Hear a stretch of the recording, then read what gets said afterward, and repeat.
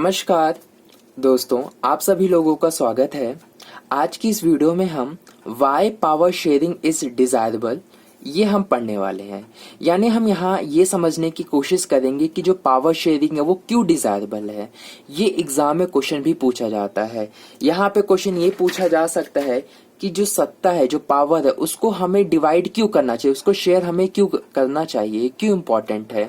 आज की वीडियो में हम यही समझेंगे। हाँ, और ये वीडियो इम्पोर्टेंट है क्योंकि इस टॉपिक से आपके स्कूल टेस्ट में क्वेश्चन पूछे जाएंगे, साथ ही साथ बोर्ड्स के एग्जाम में भी पूछे जाते हैं। और ये बात ध्यान रखना कि यहाँ से ज्यादा बड़ा तो नहीं आते, छोटे मार्क्स के ही क्वेश्चन पूछे जाते हैं। तो वीडियो को पूरी जरूर देखिएगा।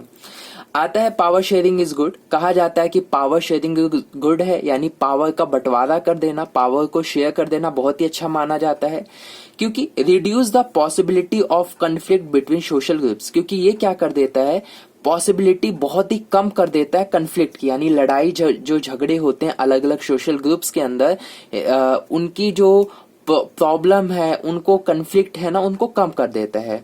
जैसे कि अगर पावर शेयरिंग नहीं किया जाए तो देश के अंदर जो अलग अलग कम्युनिटी हैं उनके अंदर कन्फ्लिक्ट हो सकता है। जैसे श्रीलंका के एग्जाम्पल हमने देखा कि वहां पे पावर शेयर सही से नहीं किया गया, तो जो सिन्हालीज और तमिल है उनके बीच में कन्फ्लिक्ट हुआ। लेकिन वहीं हमने देखा कि बेल्जियम के अंदर जहां पावर शेयर की गई तो क्या वहां कन्फ्लिक्ट हुए? नहीं, वहां कन्फ्लिक्ट नहीं हुए। ये वॉयलेंस का रूप ले सकते हैं अगर पावर शेयरिंग आप नहीं करोगे। पॉलिटिकल इंस्टेबिलिटी बन सकती है, यानी कभी कोई गवर्नमेंट है कभी कोई गवर्नमेंट, यानी गवर्नमेंट को अच्छे से काम करने ही नहीं दिया जाएगा, दंगे वगैरह खूब होते रहेंगे। Imposing the will of majority community over others may look like an attractive option in the short run। कहा यह जाता है कि अगर जो मेजॉरिटी कम्युनिटी यानी जिसकी पॉपुलेशन ज्यादा है, अगर वो किसी एक होते हैं मेजॉरिटी, दूसरा होता है माइनॉरिटी। मेजॉरिटी उन्हें कहा जाता है जिनकी पॉपुलेशन ज्यादा होती है, माइनॉरिटी उन्हें कहा जाएगा जिनकी पॉपुलेशन कम होगी। फॉर एग्जांपल अगर ये पेन 10 लोगों के पास है, 15 लोगों में से 10 लोगों के पास ये पेन है, तो यानी ये पेन जिनके पास भी है वो मेजॉरिटी में है, और जिनके पास ये पेन है वो किस में है? माइनॉरिटी में। यानी जिनकी संख्या ज्यादा है वो मेजॉरिटी, जिनकी संख्या कम है उन्हें माइनॉरिटी कहा जाता है।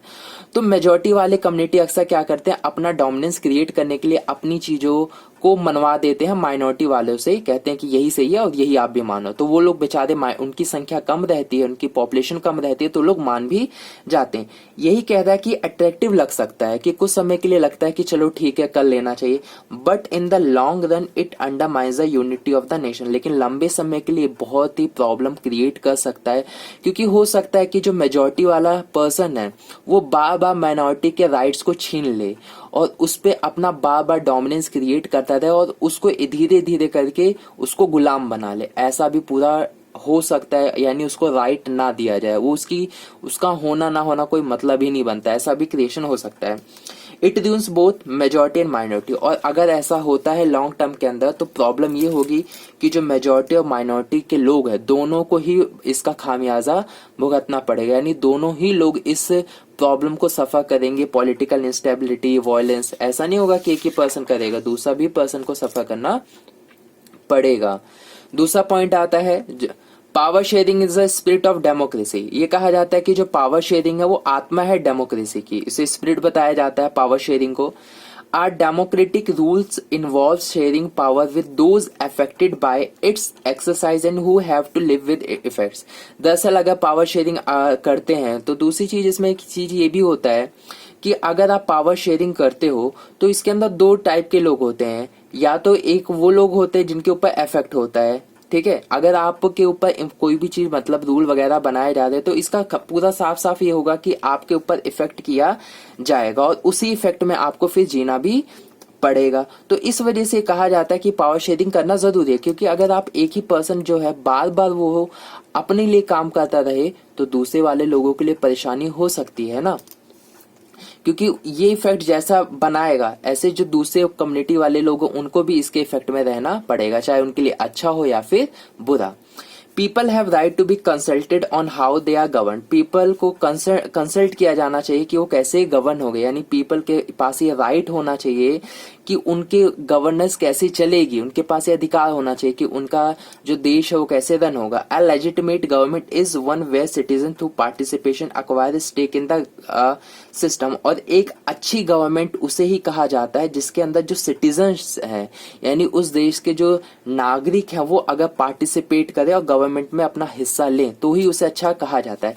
इट मीन्स अगर ये गवर्नमेंट है, अगर लोग इसको पसंद करते हैं तो ही ये गवर्नमेंट अच्छी है। अदरवाइज ये भले ही अपने आप को कितना भी क्लेम कर ले कि मैं अच्छी हूँ, ये अच्छी नहीं मानी जाएगी।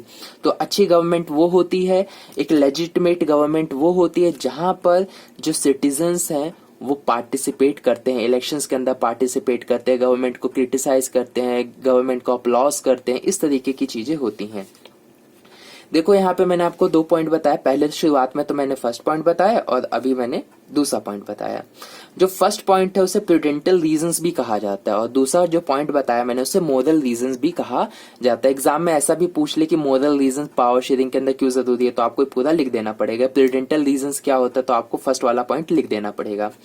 प्रूडेंटल रीजंस बेसिकली फोकस करता है फोकस ऑन बेटर रिजल्ट, यानी परिणामों पे पूरा फोकस करता है कि कैसे कैसे अच्छा रिजल्ट आया जाए। जैसे फर्स्ट पॉइंट में हमने पढ़ा कि कन्फ्लिक्ट को कम करने के लिए क्या किया जा सकता है, मतलब उसका क्या रिजल्ट निकलेगा। अगर पावर शेयरिंग नहीं की जाए वायलेंस हो सकता है, पॉलिटिकल इनस्टेबिलिटी हो सकती है। तो ये रिजल्ट पे फोकस करता है कि अगर आप ऐसा करोगे तो क्या रिजल्ट निकलेगा, अगर आप ऐसा नहीं करोगे तो क्या रिजल्ट निकलेगा। तो ये रिजल्ट पे फोकस करता है प्रूडेंटल रीजन। दूसरा होता है मोरल रीजन। मोरल रीजन से बताता है कि क्या इंपॉर्टेंस है, महत्व क्या है, कि अगर आप ये सारी चीजें करते हो तो इसका देश के अंदर क्या महत्व है। क्योंकि अगर आप लोग पार्टिसिपेट करते हैं तो इसका एक महत्व बनता है कि आपकी जो गवर्नमेंट है उसे अच्छी मानी जाएगी। तो यहाँ पे जो सेकंड पॉइंट हमने बात की ये इंपॉर्टेंस को बताता है कि देश के अंदर कितना इंपॉर्टेंट है, ऐसे रीजंस देता है। और जो कि ये प्रूडेंटल रीजंस है वो फोकस करता है कि देश के अंदर क्या किया जाए कि जिससे बेटर रिजल्ट निकल कर आए। आई होप आप लोगों को ये समझ में आया होगा। अगर वीडियो अच्छी लगी है तो आप हमारे इस वीडियो को लाइक कर सकते हो और जिस भी दोस्त को इस टॉपिक में डाउट है आप उनको इस चैप्टर से रिलेटेड जो भी वीडियोस मैंने बनाए उसको शेयर कर सकते हो। मिलते हैं आप लोगों से नेक्स्ट वीडियो में। नेक्स्ट वीडियो इंपॉर्टेंट होने वाली क्योंकि वहां से एग्जाम में पूछा जाता है। तो मिलते हैं फिर नेक्स्ट वीडियो में, तब तक के लिए बाय।